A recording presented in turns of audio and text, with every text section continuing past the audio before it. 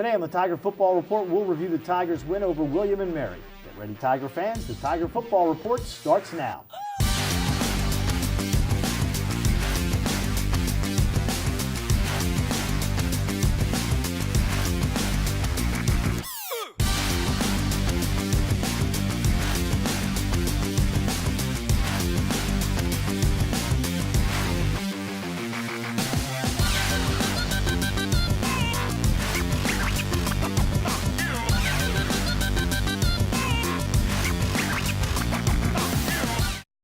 And here we have 1893 from the makers of Pepsi Cola. I'm gonna swirl it. I'm gonna smell it.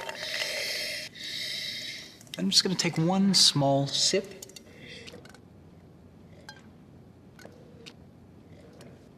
Kinda seemed like more than a sip. Yeah, let me show you. Refined. 1893, made with cola nut extract and real sugar. Boldly blended colas. For an athlete, there's nothing scarier than a torn ACL. Athletes trust us with their care and their careers because we're a recognized leader in sports medicine. Get back to your active life sooner with MedStar Sports Medicine. Wise Market's ice cream plant is based in Sunbury, Pennsylvania, and it's locally owned and operated. We've been making our ice cream for nearly 50 years. We create roughly 70 flavors of ice cream right now. We use local ingredients, especially our cream, which is from our milk plant. The cream is what gives our ice cream a rich and creamy texture. Now, together with our customers, we've created a product called Peanut Butter Indulgence, which will be coming out this summer. It's a peanut butter ice cream with sea salt caramel swirl, chocolate-covered pretzel. How could you go wrong with that? Personally, I love our ice cream.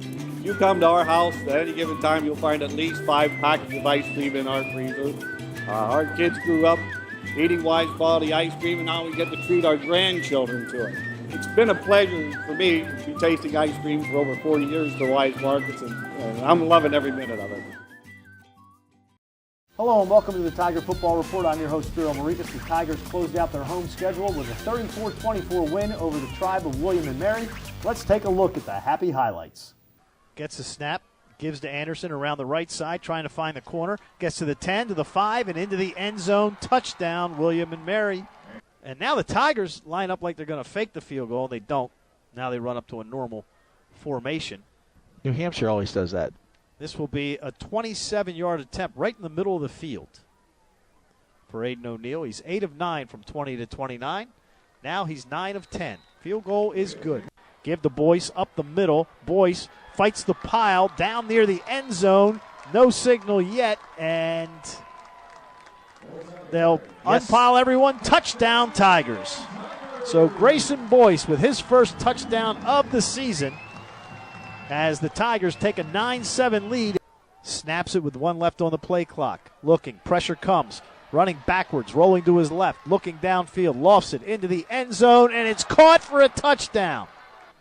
Jack Armstrong with the catch. His second touchdown reception of the season. Fakes the handoff, wants to throw, firing downfield, has a man wide open. Touchdown, the tight end, Andrew Kaskin. That's what he told me. George was tough. Up the middle, Simpson again, spins off one man, 35-40, breaks it to the outside. He could go. He's at the 40, the 30, the 20, 15, 10, 5. Touchdown, Tigers, 70-yard touchdown run. Shane Simpson, no flags. Take a swat at it. Snap is down, kick is up, and it is good. The starting lineups, they had the players come on and say their name and where they're from. You had a Towson guy followed by a Delaware guy. Joe Flacco. Pay with the squib kick, picks it up, 25, 30, 35, up to the middle of the field. He's got the kicker to beat. It gets by him. Now it's a foot race to the 30, 25, 20, 15, 10, 5, touchdown. Keon Pay, the safety, takes it all the way, and the Tigers are an extra point from tying it up. People. 1st and 10. Here's an end around, given to Summers to the 10, to the 5. Christian dives, touchdown, Tigers. The wide receiver came around the right. He goes 11 yards for the score, and the Tigers take the lead 30-24 with 14:41 to go. 3-yard field goal from the right hash mark. He's got to angle it in. Snap is down, kick is up. long enough, and it is good. Cluley back to throw. Looking, firing deep down the middle of the field. Has a man open, but it's picked off. At the 20-25, it's Monty Fenner. Works his way up to the 32-yard line. Shane Simpson rushed for 202 yards, including a 70-yard touchdown run. Shane named for the third time this year as a CAA Rookie of the Week, and for the second straight week, he wins that award.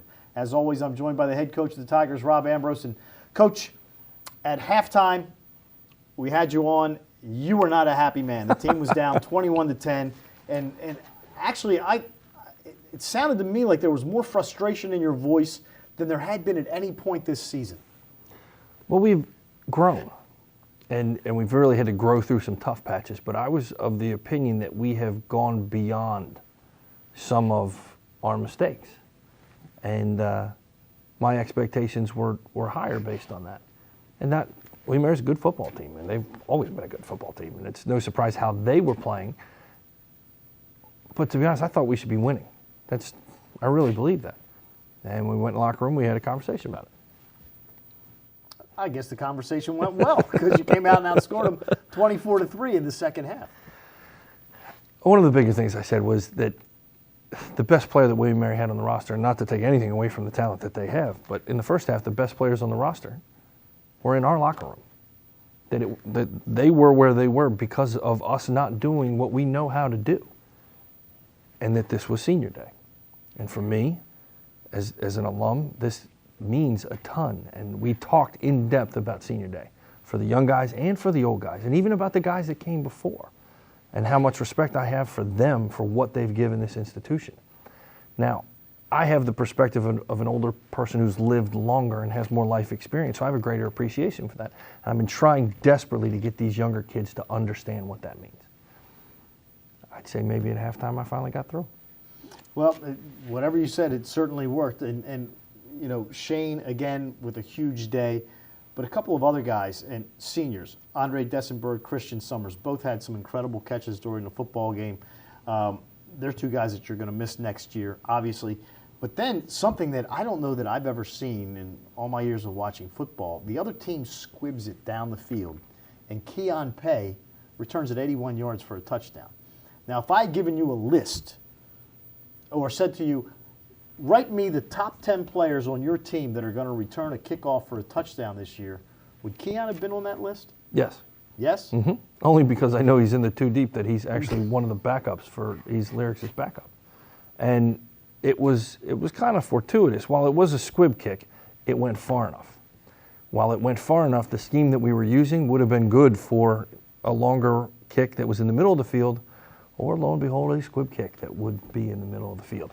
So he made one guy miss. Now, while this is great, and the other 9, and I'm saying 9, because the returner was not involved because it was a squib kick.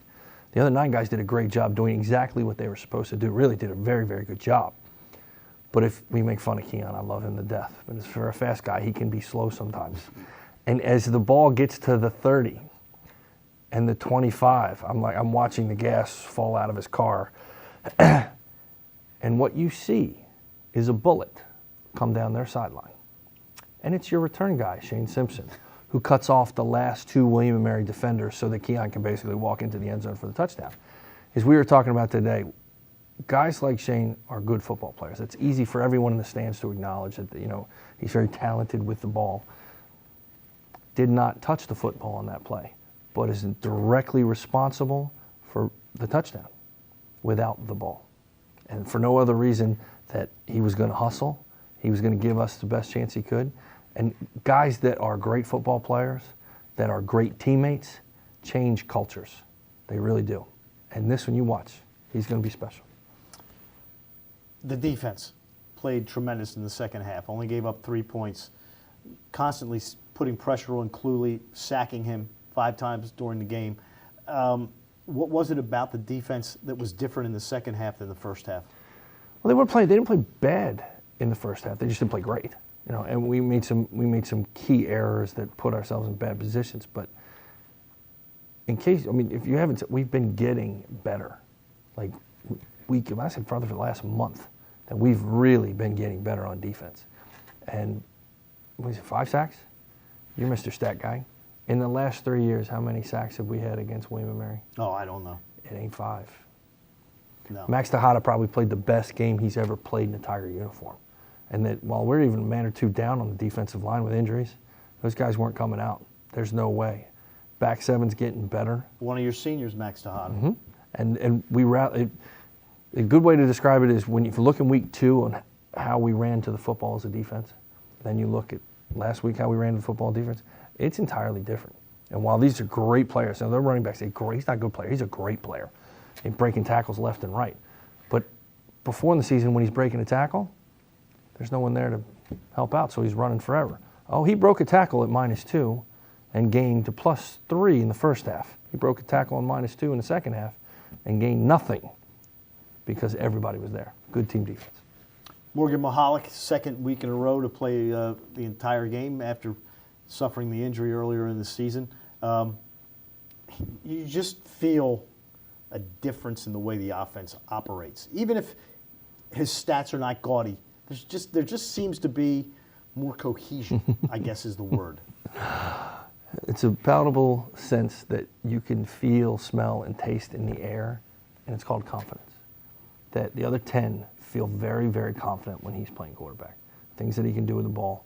And the good part about it is he is truly getting better too. There's no substitute for experience in this, and he's really got a lot less reps than anybody who plays offense for us. But he's getting better leaps and bounds, and I think we talked about this off the air. If we didn't turn the ball over, we were going to win the game. I said that. And I don't say that stuff very often. But I could tell if we didn't turn the ball over, we were going to play good enough defense and we were going to be good enough on offense.